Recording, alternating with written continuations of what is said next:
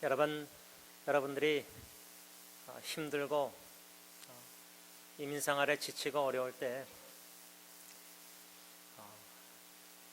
어디 또 기댈 데도 없을 때 생각나는 사람이 있으십니까? 제가 왜 그렇게 질문을 던졌냐면 힘들고 어렵고 괴롭고 외롭고 기댈 데가 없고 이럴 때 그 생각나는 그 사람이 바로 여러분들의 마음에 있고 그들을 무척이나 사랑하고 있기 때문이라 저는 생각합니다. 어쩌면 어떤 분들은 그렇게 힘들고 어려울 때 생각나는 사람이 사랑하는 아버지, 또 사랑하는 어머니, 심지어 여러분들이 연로하시고 부모님이 오래전에 돌아가셨다 할지라도 내가 참 힘들고 어려울 때 참 생각나는 그 분이 어머니라면, 아버지라면 이미 고인이 되셨더라도 그분의 사랑이 그립고 그분의 그 살아생전에 나에게 보이셨던 그 사랑, 그 추억들 잊지 못하지 않습니까? 언젠가 김동윤 지사님 이북에서 남한으로 피신해 올 때 아버지, 돌아가셨지만 그 아버지가 맨발론과 자기를 업고 그런 양론에서 그때 찾아뵀을 때 아버지를 생각하시면서 눈물 글썽하시더라고요. 상상이 되십니까? 양론에서 자기 스스로 아무것도 할 수 있는 게 점점 없어지고 줄어들고 사람을 의지되고 그 방 안에서 홀로 또 룸메이트와 외롭고 그러실 때 옛날 추억들이 생각날 때 아버지가 생각난다. 그 이유가 왜입니까? 그 마음에 사랑하는 아버지, 돌아가신 그 아버지의 사랑, 그 사랑을 잊지 못하기 때문입니다. 저는 개인적으로 힘들고 어려울 때 좀 마음이 낙심되고 어쩔 바를 모르고 우울하고 믿음이 연약해서 그럴 때요 생각나는 사람이 있는데 바로 제 품 안에서 잠든 첫째 아기 주군아기입니다. 모르겠어요. 살아있는 제 아이 셋이 있는데 제 아내도 사랑하는 아내, 부모님, 양가 다 이렇게 사랑하는 분들이 많은데 이상하게도 제일 힘들고 어렵고 혼자 뭐 이럴 때 자꾸만 그 아기가 생각나요. 그러면서 그때 마지막 순간에 처음이자 마지막 품어서 안아보고 통곡하다가 숨 넘어갈 뻔했던 그 순간 그 장면이 그 중환자실에서 너무나 명백하게 클리어하게 추억이 다 생각이 나요.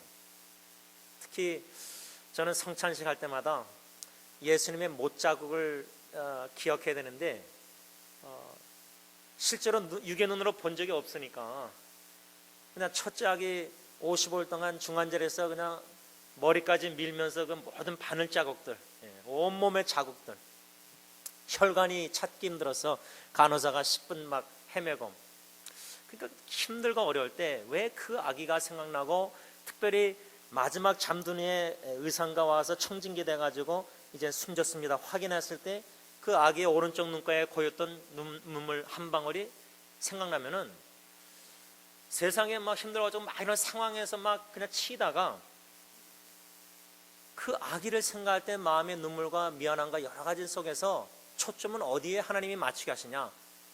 그 아기를 통해서 저에게 나타내 주신 하나님의 그 굉장한 놀라운 사랑. 나 같은 죄인이 무식한데 독생자 예수님을 십자가에 죽게 하시기까지 나를 구원해 주시기를 그렇게 원하셨는가? 그렇게 사랑하시는가? 이해할 수 없는 그 놀라운 하나님의 사랑. 그래서 저는 힘들고 어려울 때 첫째 아이가 생각날 때 눈물도 나오고 이렇게 뭐 그러지만 상황이 추억이 막 밀려오지만 끝에 가서는 하나님께서 그 아기를 통해서 뼈가를 뿌리고 배 안에서 하늘과 산을 보면서 불렀던 그 찬양 My Savior loves me, 나의 구원자의 사랑, How marvelous and wonderful, 얼마나 굉장하고 놀라운 사랑인가. 여러분, 우리 사랑하는 사람이 있다는 거, 마음에 그 사랑하는 사람을 그 아름다운 추억이 있다는 거, 이 참 보물입니다. 보물. 너무나 귀한 겁니다. 특별히 여러분들 마음에 사랑하는 어머니, 물론 아버지도 사랑하시겠지만 어머니라는 그 이름을 불러볼 수 있다는 것, 여러분들이 돌아가신 그 어머니에 대한 그 추억들, 또 아버지, 또 할머니, 또 할아버지, 특별히 여러분들 6.25나 일제시대 겪으신 6.25 겪으신 분들은 그 피난길에 참 그 부모님의 그 헌신과 희생 사랑, 못 먹고 살 때 그런 그 어머니의 그 희생적인 사랑, 다 여러분들 추억이 있을 거 아닙니까? 한번 이 시간에 마음으로 눈을 뜨고 설교 들으시면 마음으로 그 사랑하는 분들을 생각해 보시기 바랍니다. 제가 지난주일 빌립보서 1장 1절에서 6절까지의 말씀을 설교한 후에 영어 예배 때 생각할 때마다 너희들 EM 학생들에게, 영어 사역 학생들에게 하루에 어머니, 아버지, 부모님을 몇 번 정도 생각하는 것 같으냐 물어봤습니다. 우리는 잘 그런 거 세수가 좀, 숫자를 얘기하기가 좀 그렇잖아요. 근데 여기 이세 아이들은 100번 이상 생각하는 사람 손 들어보라 그랬어요. 제가 하루에 부모님을 100번 이상. 없더라고요. 제가 지난주 한국어 설교 때는 100번, 1000번, 10,000번을 얘기했는데 이건 너무 제가 숫자를 부풀린 것 같아요. 얘네들은 100번 이상 생각 안 한대요. 그래서 그냥 아예 반을 뚝 잘라서 그러면 하루에 부모님을 50번 정도 넘게 생각한다고 손 들어보니까 딱 한 명 들더라고요. 누구 계세요? 윤 전도사님만 손 들더라고요. 그리고 나머지 학생들은 50번 미만이에요. 그거 얼마나 솔직해요. 부모님, 아니 지금 컴퓨터 뭐 이러고 숙제 뭐 할 게 많은데 부모님 생각 50번이면 많이 하는 겁니다. 그래서 솔직하게 얘기하더라고요. 근데 여러분들, 사랑하는 사람들이 언제 제일 많이 생각납니까? 모든 게 다 편안하고 뭐 다 잘 먹고 잘 살고 어려움이 없고 그러면 그렇게 그리운 사람들 그렇게 생각 많이 안 하는 것 같아요. 부모님이든. 그렇죠? 근데 바울처럼 멀리 떨어져 있을 때, 또 감옥에 있을 때, 또 하나님이 나를 통해서 빌립보 교회를 개척해 하셔서 그 교회의 소식을 어떻게 접해서 교회가 분쟁하고 열심을 내려고 두 자매가 막 한 마음을 못 품고 교회가 하나가 잘 못 되고 그런 소식을 들으면서도 감옥에서 사랑하는, 여러분 그렇지 않아요? 내가 부모가 멀리 떨어졌는데 자식들이 저기 멀리 있는데 형제끼리 관계가 안 좋아요. 형제들끼리 오손도손 사랑해야 되는데 형제들끼리 부모를 사랑한다 치고 또 경쟁을 하고 시기하고 이러자면, 그런 소식을 들으면 부모가 멀리서 그 소식을 듣고 자녀에게 편지를 쓰면서 어떻게 시작할 것인가. 나는 누구고 너는 뭐 수신자 뭐 보내는 자 이렇게 다 사도 바울처럼 했다고 치고요. 근데 사도 바울은 내가 너희들을 생각하고 있다. 여러분 멀리 떨어졌을 때 자식들 생각 매일 나지 않습니까? 그냥 노심초사 생각이 자식들 생각 나지 않습니까? 멀리 떨어져 있는 사랑하는 자식들, 식구들 생각할 때마다 근데 바울은 기도했다는 겁니다. 그래서 제가 지난주에 설교한 말씀을 하나님께서 다시 생각나게 하시면서 어떠한 실천, 어떻게 실천에 적용을 옮길까 생각할 때마다 마음속으로라도 기도하자. 시작한 지 얼마 안 돼가지고 아직 너무 부족하지만 여러분들 운전하다가도 걸어가다가도 이렇게 생각이 나잖아요. 사랑하는 사람들. 그럴 때 눈뜨고라도 마음으로 2, 3초라도 기도하자. 바라는 마음으로. 사랑하는 아내가 생각났으면 하나님 아내와 함께 해주세요. 그냥 딱 짧게 기도. 그냥 이거를 실천으로 옮기자. 생각할 때마다 마음속으로라도 기도하자.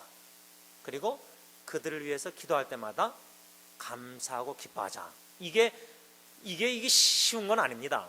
첫째는 생각할 때마다 기도하자. 마음속으로라도. 이거 한번 여러분들 실천해 보세요. 오늘부터. 지금 설교를 들으면서도 지금 누가 딱 생각난다? 마음으로 짧게 기도한다. 이게 습관화 시킨다는 게 이게 훈련이 필요하죠. 또 두 번째는 그들을 기도할 때마다 감사 기뻐하자. 물론 사랑하는 가족 식구 생각할 때마다 기도할 때마다 하나님 감사합니다. 요거는 좀 가능할 수 있을 것 같아요. 근데 기뻐할 수 있습니까? 내 자식이 멀리 떨어져서 지금 서로 사랑 안 하고 싸우고 다투고 있는데, 경쟁하는데, 엄마 아빠가 죽으면 유산 때문에, 예를 들자면 이런 얘기는 하고 있고, 예를 들자면 이런 걸 안다면은 생각할 때마다 자식들 기도하면서 감사, 요거는 좀 뭐 어떻게 할 수 있을 것 같은데, 믿음으로 기뻐할 수 있습니까? 슬픈데. 자식이 사랑할 때 기쁘고, 여러분 우리가 힘들고 어려울 때요, 사랑하는 사람들 생각날 때 기도할 뿐만 아니라 그들을 위해서 사랑을 표현하고 실천하잖아요. 표현하잖아요. 이메일 쓰든지 텍스트 메시지 표현하잖아요. 카톡으로. 힘이 나요. 힘이 나. 우리는 주의 사랑 비칠 때 기쁨 힘이 납니다. 사랑 안 하면은, 사랑을 그냥 마음으로만 하고 표현 안 하면요, 그 별론 것 같아요. 근데 저는 사랑을 하나님이 실천하게 하실 때 그 실천이 막 거창한 거 아닙니다. 관심으로 어떻게 지내십니까? 텍스트 메시지, 문자, 영적 생활, 신앙생활 어떻게 하고 계십니까? 그리고 얘기할 때 들어주는 거. 그냥 사랑을 느끼고 주님 안에서 서로 사랑할 때 우리 크리스천들이 힘이 신날 수밖에 없어요. 여러분, 지난주에 받은 말씀 이렇게 다시 재복습하는 이유가, 어떻게 이 말씀을 순종하며 살까 고민할 때, 생각할 때마다, 설교 제목이 생각할 때마다 했잖아요. 지난주 외우기 얼마나 쉬워요. 생각할 때마다, 간구할 때마다. 그러니까 생각할 때마다 기도하자. 기도할 때마다 바울처럼 감사하고 기뻐하자. 그래서 제가, 하나님, 저 사람 생각할 때마다 감사 기쁨이 안 나오는데요, 어떡하죠? 성경은 생각할 때마다, 기도할 때마다 감사하고 기뻐하라고 말씀 주셨는데, 생각할 때마다 스트레스 받아요. 하나님, 어떡하죠? 제가 이렇게 고민했다는 거, 실험 기도하면서. 그때 주시는 깨달음이 뭐냐, 우리가 멀리 있을 때, 자식들 생각할 때, 자식들이 싸운다 예를 들 때 감사가 기쁨이 안 나오잖아요. 근데 딱 하나만 생각하면 감사 기쁨이 조건이 있어요. 그게 뭐죠? 하나님께서 착한 일을 시작하셔서 구원의 일, 내 자식들, 사랑하는 사람들 예수 믿게 하셨다. 예수 믿지만 믿음이 연약해서 아직도 싸우고 다투고 죄를 짓고 그러지만, 예수님 생각하고 예수님이 내 사랑하는 사람들 구원해 주셨다. 그 한 가지 구원의 은총만 생각하면요, 아무리 다투고 싸우고 빌립보 교인들이 어쩌고 저쩌고 해도 바울은 감사합니다, 기뻐합니다. 왜? 하나님이 당신들의 삶 속에 착한 일을 시작하셨기 때문에 구원의 일, 예수 그리스도 재림 그날까지 완성할 줄 나는 확신. 그러니까 내가 그런 믿음과 확신이 있으면요, 하나님께서 내 사랑하는 사람들 구원해 주셨다는 걸 믿으면요, 그것만 생각하면은 상황 말고, 그들의 언행과 행동, 죄 짓는 거 이런 거 말고, 예수님만 바라보고 예수님이 하신 일만 초점 맞추면, 생각할 때마다, 기도할 때마다 시작을 어떻게 시작하냐? 하나님 감사합니다. 나 같은 죄인, 내 사랑하는 사람들 무엇이간데 사랑해 주셔서 구원해 주셨는지요. 그 구원의 은총만 생각하면 감사와 기쁨이 우리 안에 있을 수 있다, 그 말입니다. 여러분, 제가 어저께 1구역 성경 공부 인도하면서 지난주일 설교한 말씀 본문을 읽고 돌아가면서 나눴습니다. 나누면서 제가 두 번째 질문을 뭐로 던졌냐면, 여러분들의 구역장이신 멀리 가 계신 김창민 집사님을 생각할 때 여러분들 어떻습니까? 그래서 한 분씩 다 돌아가면서 나눴습니다. 여러분, 생각할 때마다 그분에 대해서 이렇게 표현을 했을 때, 지금 그 표현은 우리 1구역 식구 참석한 분들만 알지 김창민 사람은 모릅니다. 우리끼리 모여서 얘기했으니까, 그렇죠?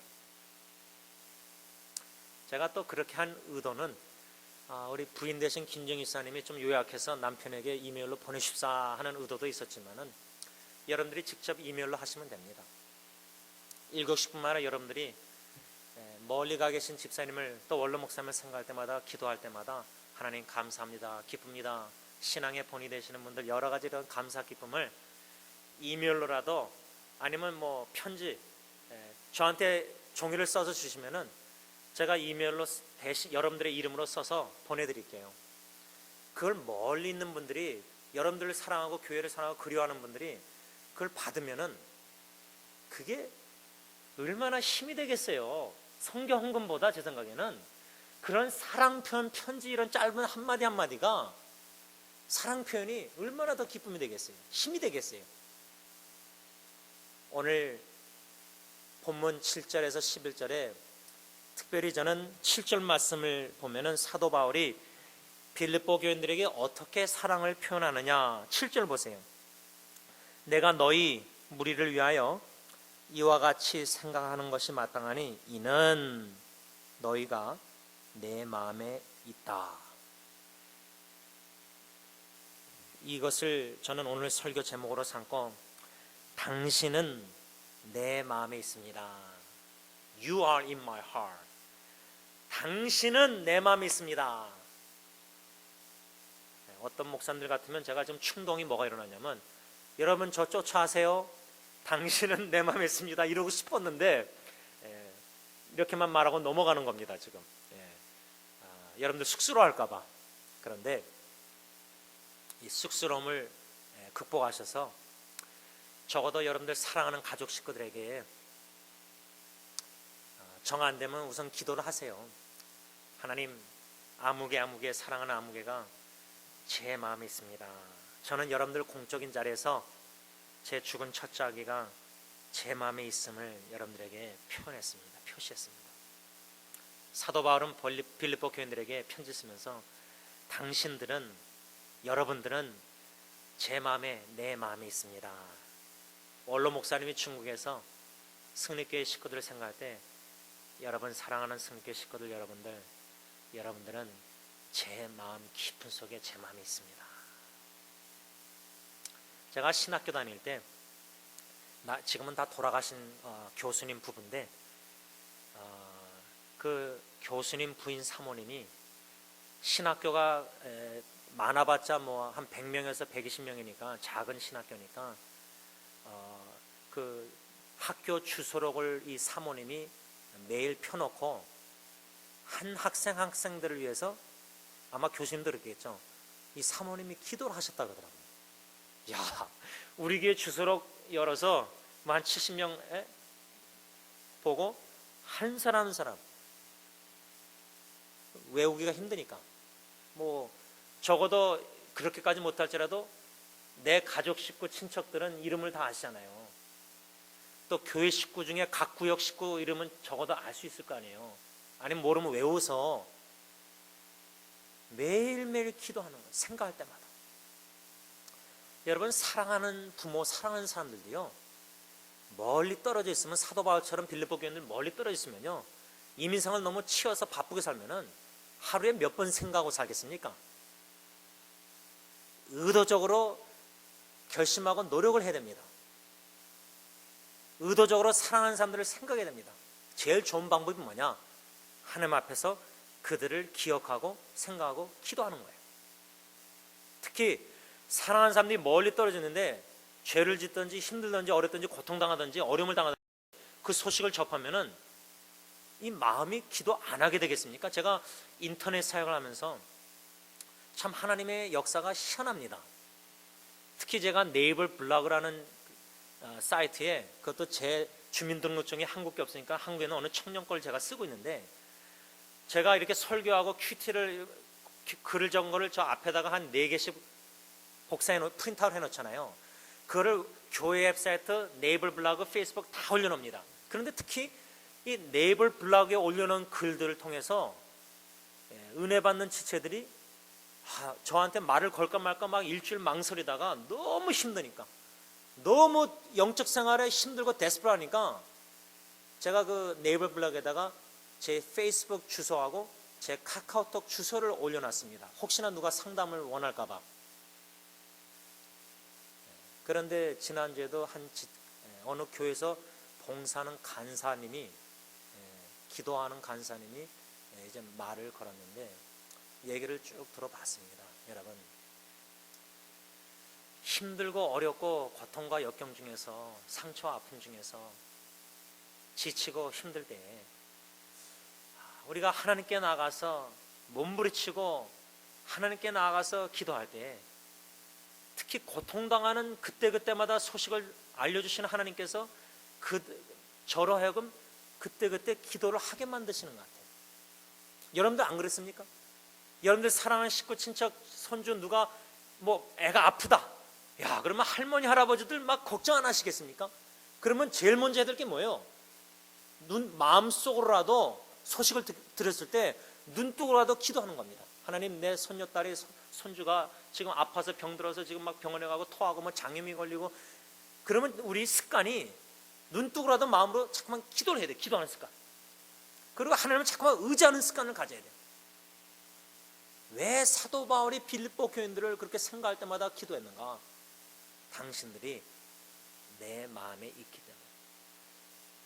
오늘 이 시간 이 한 가지, 물론 세 가지로 이 본문 말씀을 묵상하겠지만 설교 제목만 생각하시면 됩니다. 당신은 내 마음에 있습니다. 우리 남편들이 아내에게, 아내가 남편에게, 또 부모가 자식에게, 또 자식이 부모에게, 또 할머니 할아버지가 손주에게. 저희 돌아가신 할머니 권사님은 생일 때마다 손주들에게 카드에다가 성경 구절을 쓰셨어요. 이게 평생 잊혀지지가 않아요. 물론 거기에다가 돈도 넣고 그러셨어요. 생일 넣고 그러셨는데, 아마 지금 저희 어머님도 손주들에게 그렇게 하시는데, 카드 요즘은 다 인터넷 막 하니까 여러분들 편지 받는 기쁨이 옛날 생각 안 나십니까? 카드 쪽지 받는 거. 예? 과학이 발달해서 인터넷 버튼만 딱 누르면 너무 빨리 가잖아요. 그것도 좋은데, 실제로 옛날에 사랑의 편지 쓰던 기억 안 나십니까? 제가 아내한테 데이트할 때, 아내가 샌프란시스코 있을 때 참 지금 보면 유치하다. 제가 볼 때도 와, 이런 연애 편지를 제가 썼는가. 제가 연애를 해봤어야죠. 그거 자랑할 것도 없지만, 아내 일하는 직장에 팩스 미신으로 그냥 여기 교회 팩스로 해서 제가 연애 편지 보내고, 또 편지를 해가지고 또 학을 종이를 이렇게 학으로 만들어가지고 이렇게 주고, 그 받는 아내가 얼마나 학이 뛰었겠어요, 그렇죠? 이 사랑의 편지 연애할 때 지금 보면 참 그 안에는 또 다 모아놨어요. 저는 기억이 안 나는데 이거 치매 증상인지. 이런 편지들, 사랑의 편지를요 주고받는 그 아기자기한 때, 여러분 진짜 사랑하잖아요. 여러분들 자식들, 여러분들 식구들 진짜 눈물 나오게 기도하고 힘들 때 그들이 병들고 아플 때 내가 막 아픈처럼 아프고 그러잖아요. 왜? 서로 여러분 요셉이 죽었다고 소식 들을 때 야곱이, 아버지가, 베냐민도 그러지만 생명이 서로 이어졌습니다. 그 말은 뭐냐면, 여러분 특히 홀로 되신 어머니들이 아기를 혼자부터 키웠다. 그거는 그 딸하고 엄마하고는 생명이 이어진 겁니다. 진짜 이어진 것 같아요. 애가 아프면 엄마도 아프고요. 그렇게 내가 마음이 진짜 그 정도로 사랑하는 식구들 사랑하잖아요. 딱 한 가지 오늘 숙제 실천이 뭐냐면, You are in my heart. 이 세대들한테 여러분들 영어가 한국말 못 알아들으면요, You are in my heart. 이 정도는 여러분들 쫓아갈 수 있지 않습니까? 여기서 20, 30년 살았으면 영어요? 그것도 힘들면요, 너는 내 마음에 있다. 걔가 한국말 잘 못 알아들으면요, 한 3번 반복해서 너는 내 마음에 있다. 제가 이 정도까지 이렇게 강도상에서 설교해야 돼요. 마음, 하트십. 이거 저 벙어리도 되겠네요. 그러면 되잖아요, 그렇죠? 너는 내 마음에 있다. 이러면 이제 설교 끝났습니다. 근데 아직 10분, 15분 더 해야 돼요. 여러분, 사도 바울이 빌립보 교회 성도들에게 편지를 쓰면서, 당신들은 내 마음에 있습니다. 그러기에 내 마음에 있기에 세 가지를 사랑을 표현하는 걸 나타나는데, 첫째 뭐냐면 당신들이 내 마음에 있습니다. 그래서 나는 당신들을 늘 마음속으로 생각하는 게 당연합니다. 마땅합니다. 그렇게 표현합니다. 여러분 그렇잖아요? 내 처자식이나 사랑하는 식구들이 내 마음에 있으면 늘 마음속으로 내 처자식들 생각 안 하겠습니까? 그게 생각하는 게 당연하고 마땅한 일 아닙니까? 여러분들 오늘 본문 7절에 보면요, 개역 개정에는 내가 너희 무리를 위하여 이와 같이 생각하는 것이 마땅합니다, 마땅하다 이렇게 써 있는데, 현대인의 성경을 보면 뭐라고 사도 바울이 표현했냐면, 하반절에 여러분을 내가 늘 마음속으로 생각하는 것은 당연한 일입니다. 당연한 일입니다. 사랑하는 사람들을 내 마음에 있는데 내 신비에 그들을 늘 생각하고 기도하니까 내 마음에 적힌 내 식구, 자식들, 손주들, 내 사랑하는 배우자, 사랑하는 사람들, 부모님들 당연히 늘 마음속으로 생각하는 게 마땅한 거 아닙니까? 그게 뭐 50번 미만이던 우리 2세 아이들이 부모님이니까 마땅히 생각해야죠. 남도 아닌데 나그네도 아닌데. 사도 바울은 이 결혼도 안 한 독신자 사도 바울이 영적 자식들 복음 안에서 그리스도 안에서 낳은 빌립보 교인들에게 편지 쓰면서 당신들은 내 마음에 있습니다. 나는 당신들을 마음속으로 늘 생각합니다. 그것이 당연하고 마땅합니다. 이렇게 편지를 쓰는 거예요.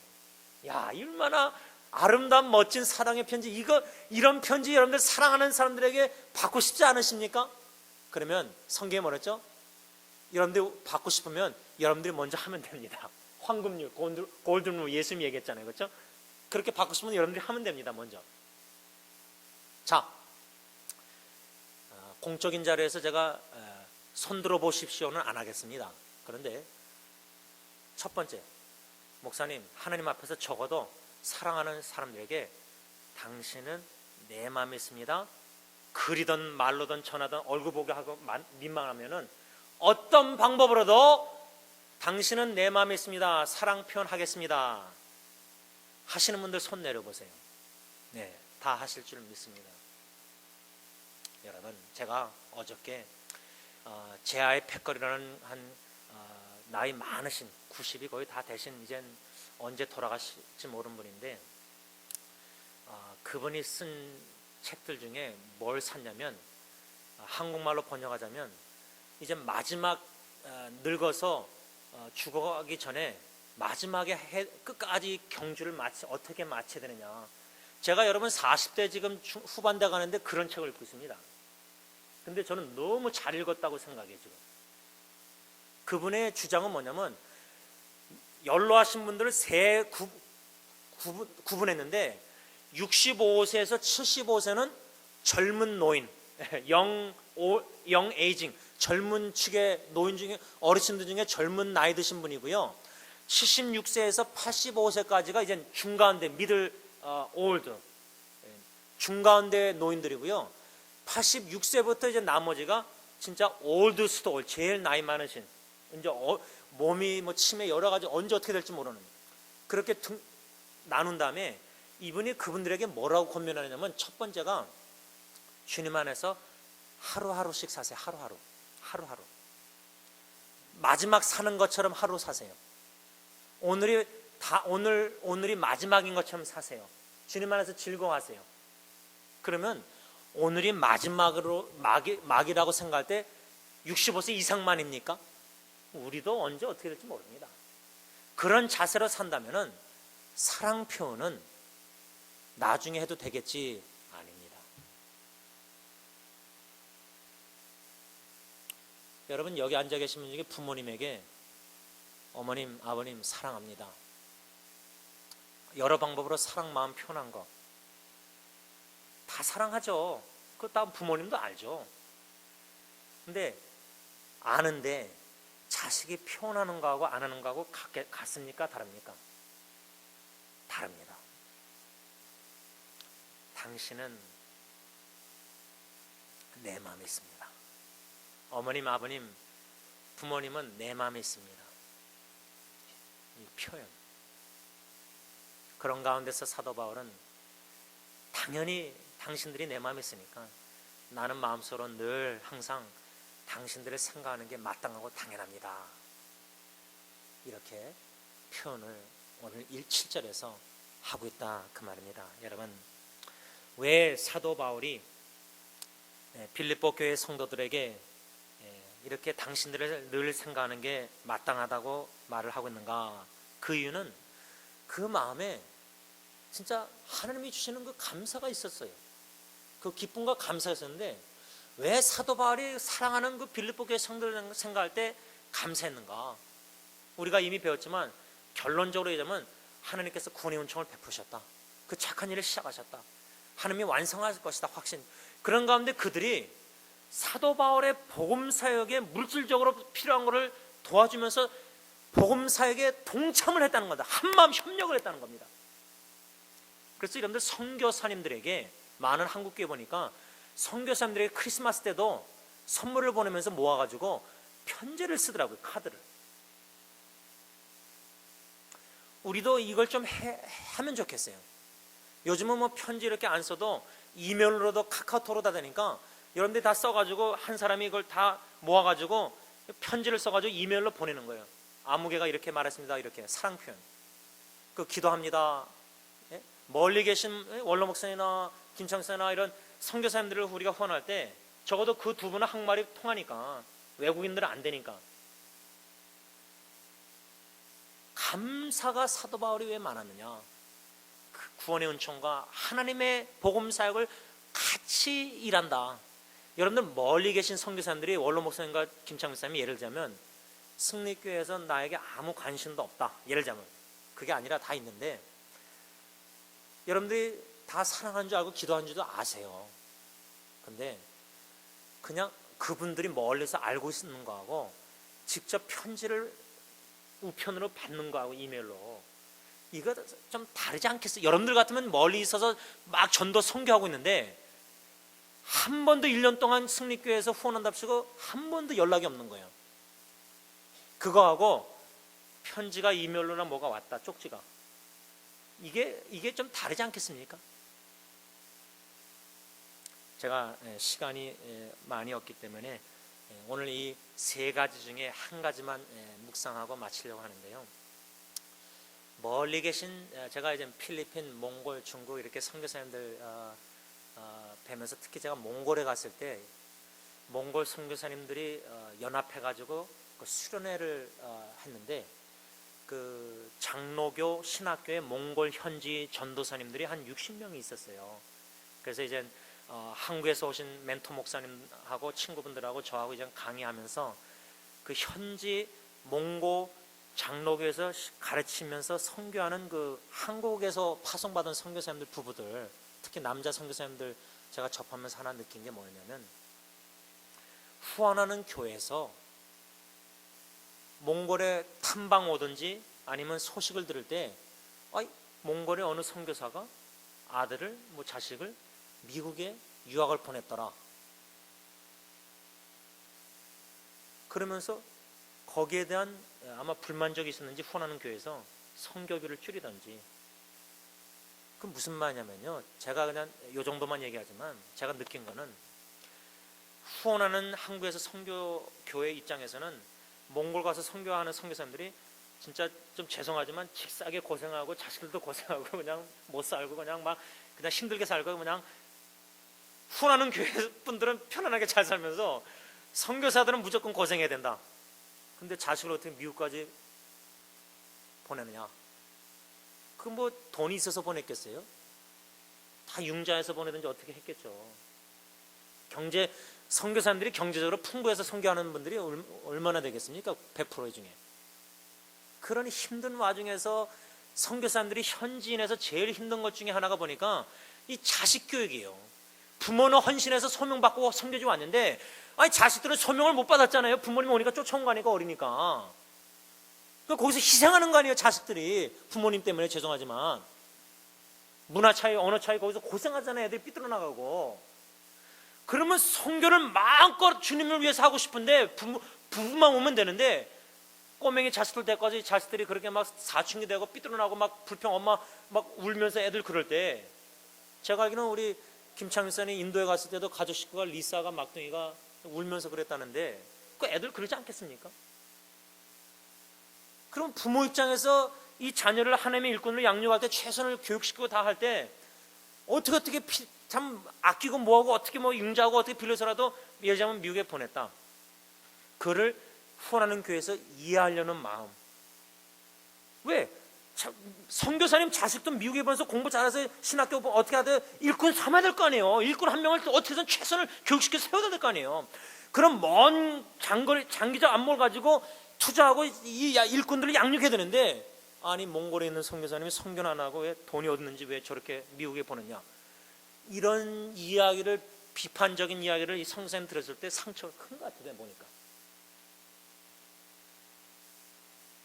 제가 한국에 있을 때 그 새가정부에서 갓 결혼한 젊은이들이 10년, 그때 10년 동안 한 고아원만 계속 갔어요. 저도 이제 담당자니까 같이 갔죠. 근데 거기 고아원인가 거기 담당 분이 뭐라 그러냐면, 서영교회뿐만 아니라 여러 교회에서 후원하러 이렇게 오는데, 어떤 교회에서 오면은, 그러니까 서영교회는 10년 동안 그때 꾸준히 하게 하니까 그걸 너무 감사했던 거예요, 이분이. 근데 어떤 교회는 와가지고 처음에 와가지고 보더니, 아니 건물도 있고 뭐 화장실 뭐 건물도 멀끔하고 이렇게 해놓으니까 이 사람들 재정 도움 필요 없는가 보다 하면서 오히려 그렇게 하고 후원을 안 하고 안 오면 되는데, 이 비냥거리는 얘가 말이, 아니 이렇게 잘 집도 있고 고아원에 애들 잘 있는데 건물 보고 환경을 보고 이게 비판적인 말을 한마디 하고 가는 거예요. 그게 상처가 되는 거예요, 그분들 입장에서는. 솔직히 후원하러 오는 분들이 그분이나 그 일하는 분들이 고아원을 처음부터 밑바닥 드실 때 고생한 거 알겠습니까? 예? 렌트하고 뭐 밑바닥부터 경제적으로 힘들게 한 거. 지금은 이 정도 되니까 이제 그것만 보니까 이제 후원 필요 없다. 그리고 안 하면 되는데 왜 그런 말을 던지고 하냐 이 말이에요. 여러분, 말씀을 맺으면서 여러분, 우리가 바울과 빌립보 교인들의 이 바울의 편지를 이거 묵상하면서 바울의 마음, 그리스도의 마음, 예수님의 마음, 내가 당신들을 생각할 때마다 기도합니다. 기도할 때마다 감사하고 기쁩니다. 당신들은 내 마음에 있습니다. 그러기 때문에 나는 당신들을 늘 마음속으로 생각하는 게 당연한 일이고 마땅하고 그걸 즐거워하는 거 아니겠습니까? 사랑하는 사람 생각하는 게 너무 기쁘고 즐겁지 않습니까? 그것을 편지를 써서 이렇게 감옥에서, 로마옥에서 빌립보 교인들에게 보냈을 때, 빌립보 모든 성도들이, 감독과 집사들이, 이 교인들이 그 편지를, 바울의 편지를 받았을 때 마음이 어떻겠습니까? 사랑을 못 느낍니까? 하나님의 사랑을, 주님의 종을 통해서. 결론적으로 지금 예수님께서 저 여러분들에게 이 아침에 하시는 말씀이 뭐냐면, 아무개야, 지원아, 누구누구 아무개야, 너는 내 마음에 있다. You are in my heart. 나는 너를 늘 생각하는 게 당연하다, 마땅하다, 난 즐겁다. 시편 139편 17절 18절, 하나님이 우리를 향한 생각이 모래사장의 모래알보다 수없이 많다. 예수님이 저 여러분들에게 나는 너를 사랑한다, 너는 내 마음에 있다, 나는 너를 향한 생각이 이렇게 무수히 많다, 나는 밤낮 졸지도 주무시지 않고 나는 너만 생각한다. 그 사랑의 예수 그리스도의 편지를 이 아침에 받는 저와 여러분들, 그 크신 주님의 사랑 어떻게 반응하시겠습니까? 기도하겠습니다. 하나님 아버지, 너무나 많은 때에 내가 행한 범한 죄를 보면서 하나님 앞에 부끄럽고 죄송스럽고, 나 같은 죄인이 인간이 무엇이간데 하나님은 이렇게 관심을 가지시고 이렇게 다가오시고 어루만지시고 사랑하시고 사랑을 표현해 주시는지 그 사랑을 받을 자격이 없는데 자격이 없는 자에게 주시는 그 선물, 그 은혜가 죄 가운데 더 넘치게 하시니 감사합니다. 오늘 사도 바울의 편지를 받는 빌립보 교인들, 우리 승리교회 식구들은 예수님의 편지를 받았습니다. 예수님께서 우리 승리교회 식구들을 사랑하심에 너희들은 내 마음에 있다. 내가 너희들을 마음속으로 늘 생각하는 게 당연하다, 마땅하다.